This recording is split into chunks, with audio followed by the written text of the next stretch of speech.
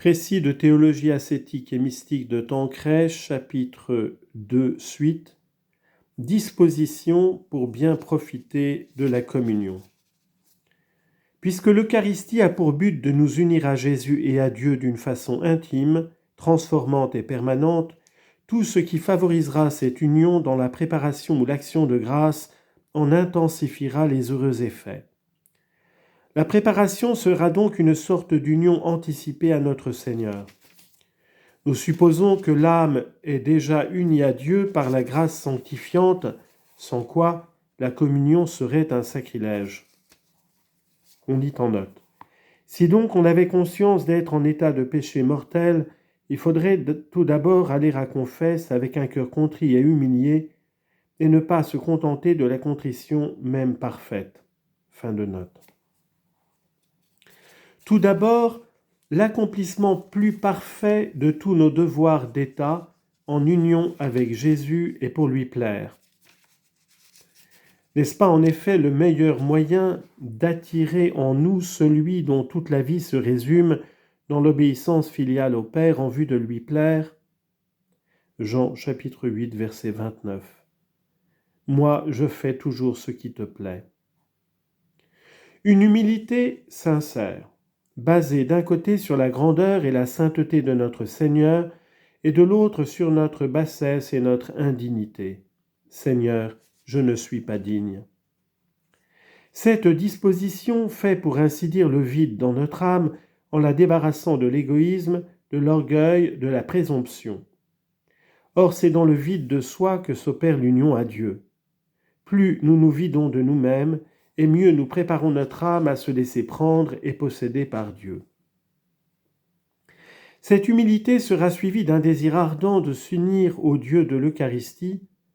Sentant vivement notre impuissance et notre pauvreté, nous soupirerons après celui qui seul peut fortifier notre faiblesse, nous enrichir de ses trésors et remplir le vide de notre cœur. Or, ce désir, en dilatant notre âme, l'ouvrira toute grande à celui qui désire lui-même se donner à nous. J'ai désiré d'un grand désir manger cette Pâque avec vous. Luc chapitre 22, verset 15. La meilleure action de grâce sera celle qui prolongera notre union avec Jésus.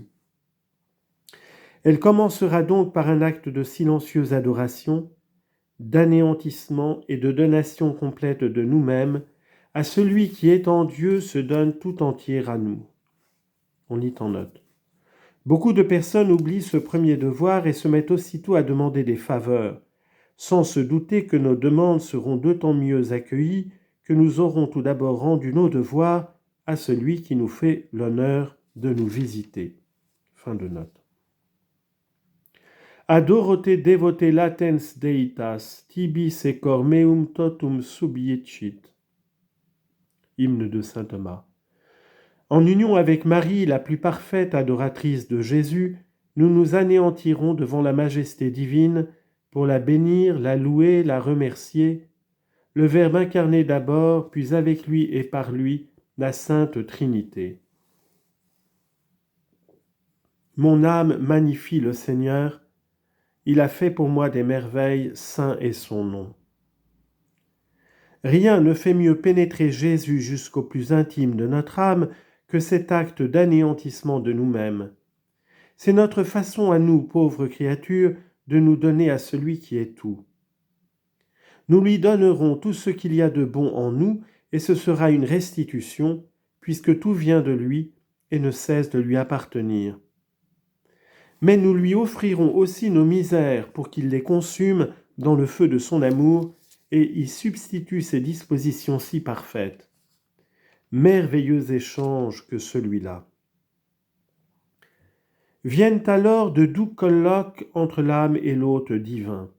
Loquere Domine, quia audit servus tuus, d'amici intellectum utiam testimonia tua, inclina cor meum in verba oris tui. Citation de l'imitation de Jésus-Christ. Incline mon cœur vers tes paroles, donne-moi l'intelligence pour connaître tes témoignages. On écoute attentivement le maître, l'ami. On lui parle respectueusement, simplement, affectueusement. On ouvre son âme aux communications divines, car c'est le moment où Jésus fait passer en nous ses dispositions intérieures, ses vertus. Il faut non seulement les recevoir, mais les attirer, les goûter, se les assimiler. Os meum aperui et attraxi spiritum. Citation du psaume 118, verset 131. J'ai ouvert la bouche et j'ai aspiré après ton esprit. Et pour que ces colloques ne dégénèrent pas en routine, il est bon de varier, sinon chaque jour, du moins de temps en temps, le sujet de la conversation, en prenant tantôt une vertu et tantôt une autre, en parcourant doucement quelques paroles de l'Évangile qu'on supplie notre Seigneur de vouloir bien nous faire comprendre, goûter et pratiquer.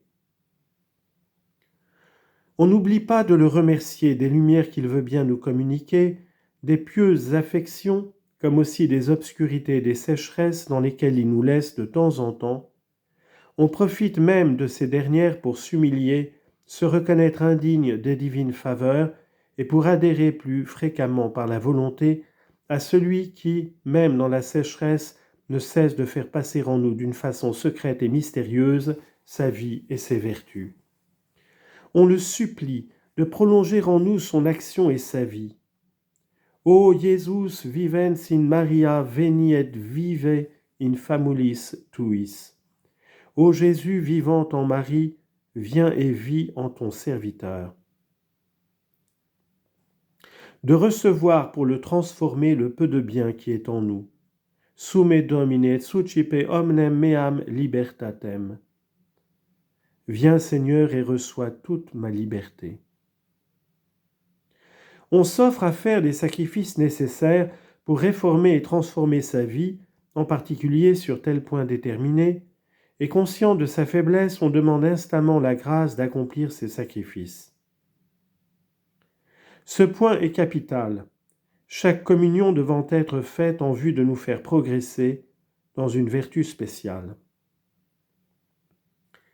C'est le moment de prier aussi pour toutes les personnes qui nous sont chères, pour tous les grands intérêts de l'Église, aux intentions du souverain pontife, pour les évêques, les prêtres.